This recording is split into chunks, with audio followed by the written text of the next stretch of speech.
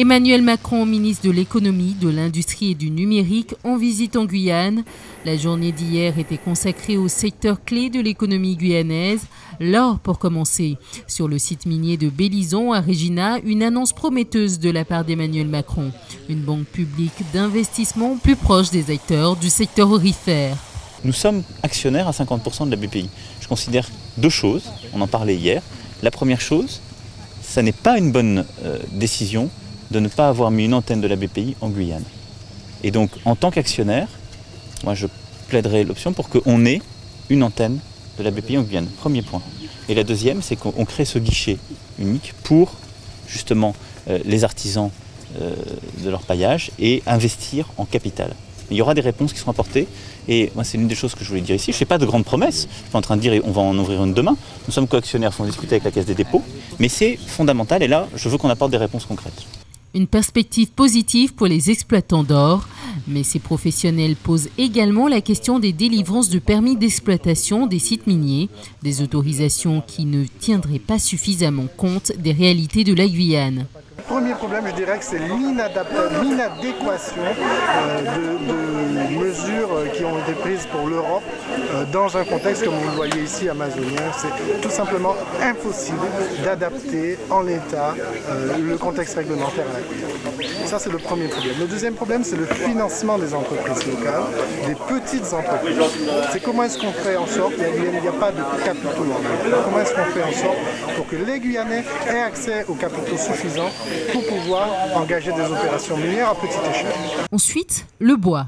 Ce secteur est notamment touché par des problèmes d'investissement souvent lourds pour une rentabilité tardive. La question des réels enjeux de la filière se pose.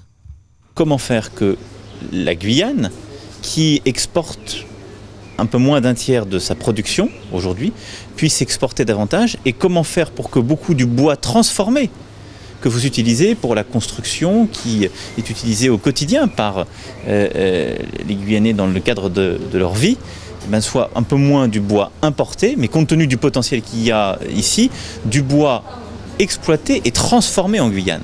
Et donc développer la filière bois en Guyane, c'est créer des emplois, c'est comment améliorer les filières de formation pour que des jeunes Guyanaises et des jeunes Guyanais puissent trouver des débouchés dans cette filière. Enfin, cette filière, elle a un rôle important en termes d'environnement et en termes d'énergie verte. La visite se poursuit au centre spatial guyanais. Le lancement par Ariane 5 de 2 satellites de communication, Eutelsat 8 et Intelsat 34, a permis d'aborder le sujet de la place du spatial dans l'emploi local. C'est 15% environ des emplois en Guyane qui sont concernés par la filière. Au-delà des 1700 emplois directs, ce sont 9000 emplois que la filière tire sur le territoire guyanais. C'est de plus en plus de Guyanaises et de Guyanais qui travaillent dans cette filière. La réalité aujourd'hui aux 2 tiers quasiment. Ça n'était pas vrai il y a une quinzaine d'années. Et vous avez veillé à ce que parmi ces 1700 emplois, il y ait de plus en plus d'emplois de Guyanaises et de Guyanais. Ce 67e tir du lanceur Ariane 5 s'est fait avec succès. Intelsat 37 ira renforcer la couverture en communication des médias en Amérique latine et particulièrement au Brésil. Et Eutelsat 8 est destiné au service de télévision direct en HD sur l'Afrique du Nord et le Moyen-Orient. Ce matin, le séjour guyanais d'Emmanuel Macron s'est poursuivi au marché de Cayenne en compagnie de Madame le maire Marie-Laure Phinera-Hort. Occasion de rencontrer les travailleurs du secteur agricole. Aujourd'hui, les agriculteurs de Guyane s'installent dans des conditions inimaginables dans d'autres départements français.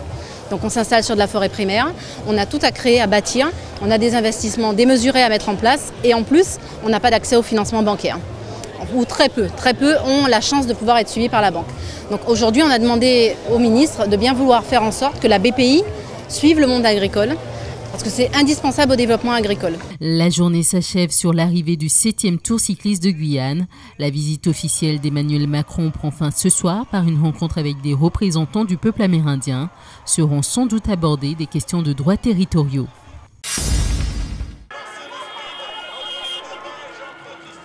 Pour cette 7e étape du Tour de Guyane reliant Sinnamary à Cayenne, c'est le Belge Sam de Mieroup qui s'impose devant les 2 Guyanais, Cliff Apensa et Christian Lavenette.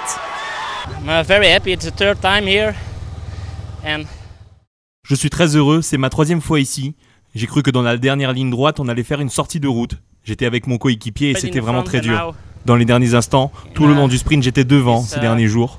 Aujourd'hui, je suis très heureux. Cette 26e édition du Tour de Guyane est marquée encore une fois par de nombreuses chutes, comme c'était le cas aujourd'hui. Pour le médecin du Tour, il faut réagir vite. Donc il faut faire des pansements 2 fois par jour. Et à chaque fois, ça s'accumule. S'il y a une chute le lendemain, on fait les pansements à chaque fois des coureurs de la veille. Et donc ça fait du travail jusqu'à des fois 22 heures comme hier soir. Donc quand il y a une chute, on s'arrête immédiatement.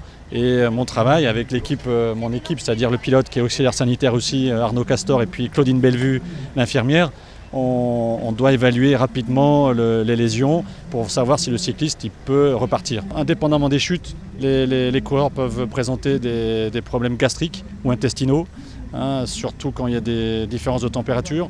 Cette année, au début, ça a été un petit peu le cas parce que la première étape était pluvieuse. Et donc ça a un petit peu dérangé certains cyclistes. Demain, les coureurs s'élanceront pour l'avant-dernière étape. Ils partiront de Kourou pour rejoindre Makouria. 138 km les attendent pour cette épreuve. Un peu plus de bleu dans le ciel guyanais. La compagnie low cost Azul, sur le tarmac de Félix Eboué, ouvre sa ligne Cayenne-Belém. Créée en 2008 au Brésil, elle inaugure ce jeudi son premier vol international sur le continent sud-américain. Avec pour devise Bonito et Azul, c'est-à-dire Azul et magnifique, la compagnie a de fortes chances de remporter un vif succès. Nous sommes à 2 vols par semaine. À partir du mois prochain, il y en aura 3 par semaine et nous verrons l'évolution selon la demande. Le prix du billet est à partir de 40 € le trajet Cayenne-Belém. De Belém, d'autres vols attendront les voyageurs en correspondance. Il faut savoir qu'avec notre compagnie, il y a 100 dessertes aériennes possibles au Brésil, dont 20 au départ de Belém. À partir de là, vous pourrez aller à Macapá, à Santarém, à Manaus, plusieurs villes du Brésil. Des connexions possibles et même arriver aux États-Unis. Désormais, avec la Suriname Airways, ce sont 2 compagnies aériennes qui desservent le Brésil depuis la Guyane. Malgré cette nouvelle concurrence, la compagnie surinamienne n'est pas en reste malgré ses tarifs plus élevés. Pour la plateforme de Cayenne Félix Eboué, c'est très important pour nous d'avoir une deuxième compagnie. Je pense que la Suriname Airways était nécessaire puisqu'elle a une capacité de soute pour le fret plus importante que la compagnie Azul. Et à mon sens, maintenant, il faut voir comment se dérouleront dans les mois qui arrivent, je dirais, les échanges commerciaux entre ces 2 compagnies. Je pense que les voyageurs se rendront au Brésil pour, d'une part, les loisirs, mais aussi pour le business, ce qui est normal, puisque nous sommes en face d'un géant économique. Ça permettra également à nos amis et les hommes d'affaires des Antilles de saisir cette opportunité pour pouvoir faire le transfert vers le Brésil, ainsi que les hommes d'affaires brésiliens vers les Antilles. Le pont actuel reliant la Guyane et le Brésil étant toujours impraticable, l'arrivée de ces vols supplémentaires est une véritable aubaine. C'est très important pour nous, pour la population, parce que c'est une compagnie low cost.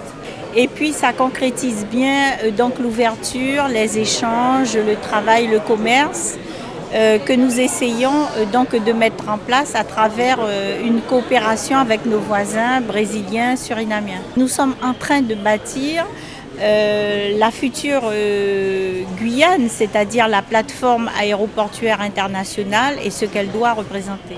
Une compagnie ambitieuse, actuellement en négociation pour étendre ses vols jusqu'aux Antilles, de quoi faire planer de nombreux passagers.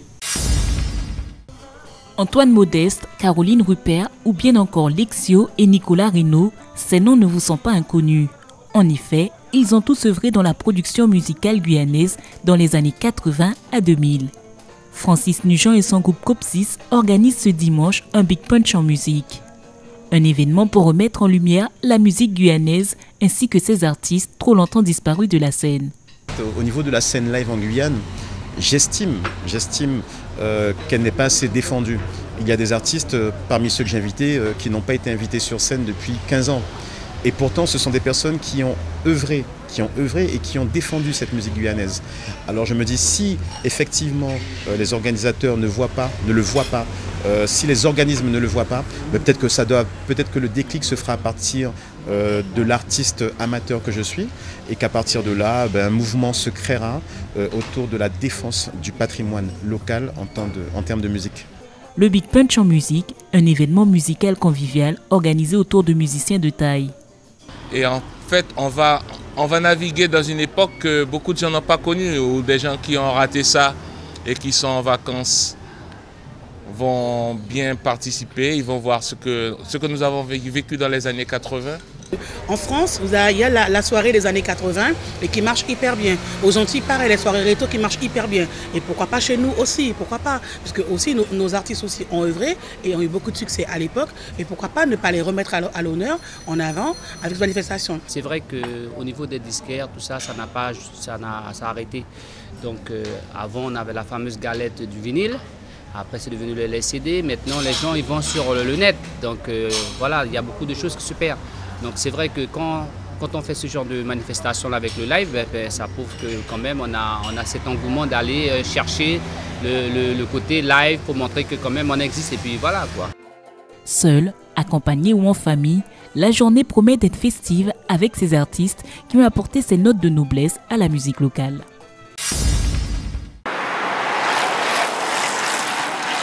C'est à Rungis, le grand marché international d'alimentation situé en région parisienne, que 3 fois par semaine, l'Union sportive Tropicana, un club de vélo amateur, se donne rendez-vous pour l'entraînement. Le Tropicana, c'est d'abord une bande de copains. Ils sont tous originaires de Guadeloupe, Martinique ou Guyane. Il y a les Guadeloupéens Christophe, Patrick, Joël, Pierrot, Jean-Marc et Jean-Bernard le Guyanais. Ce qui les réunit, c'est également leur passion pour la compétition. La compétition qu'ils pratiquent eux-mêmes ou les grandes rencontres qu'ils suivent dans les médias. Aujourd'hui, c'est le Tour de Guyane qui retient leur intérêt. Et les Guadeloupéens du club sont particulièrement fiers de leur équipe. Les Guadeloupéens sont très très forts. Je pense que c'est déjà gagné pour la Guadeloupe. Voilà. On verra cet après-midi le contre-la-montre, on verra bien. Hein. Bon, actuellement, qui est-ce qui est en tête? C'est Boris Carène. Maillot jaune, il est maillot jaune, ouais. Vu le palmarès de Boris Carène, moi j'aurais bien aimé que Sablon, comme il est deuxième au général, j'aurais bien aimé qu'il empoche le maillot jaune. Moi, pour avoir couru avec Sablon, c'est un très bon coureur et je pense qu'il mérite au moins d'accrocher une belle victoire, au moins sur un grand tour, quoi. Alors Carène ou Sablon sur la plus haute marche du podium dimanche, les paris restent ouverts, mais les jeux semblent faits.